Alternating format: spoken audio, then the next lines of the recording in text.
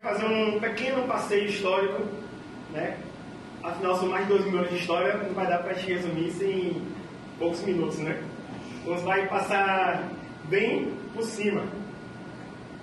Mas perceba que a gente vai tratando sobre essa influência da história política do cristão ao longo da história, ao longo do tempo, né?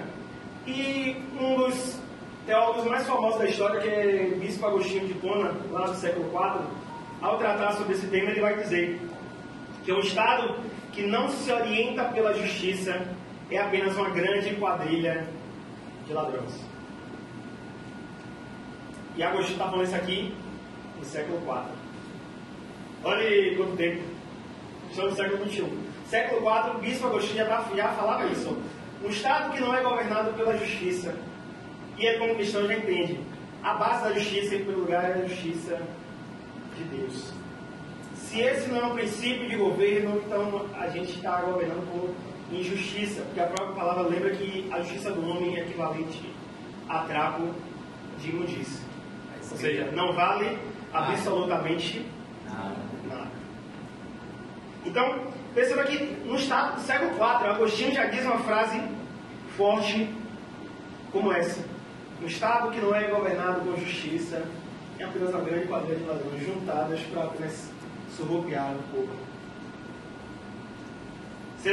E Agostinho fala esse tipo de frase no contexto que o Império Romano do Ocidente estava ruindo. O poderoso Império Romano que dominava na época de Jesus Cristo estava nos seus últimos dias. E mesmo naquele período, bem naquele período de transição, ainda assim ele não tem esse tipo de entendimento, de clareza. Perceba que essa declaração enfatiza que a justiça ela deve ser o pilar fundamental de qualquer sistema político. O cristão, ao adentrar nesse espaço, não deve simplesmente impor a sua fé, mas trazer as crenças, os valores de Cristo.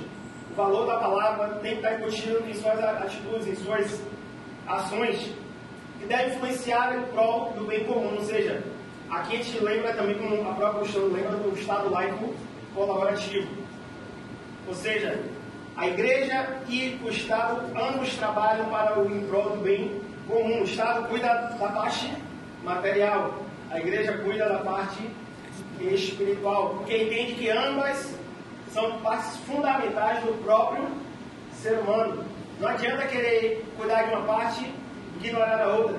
Mas nós, como igreja, podemos influenciar que o Estado faça sua parte no aspecto material de forma justa e que faça para todos, sem exceção, sem acepção de pessoas.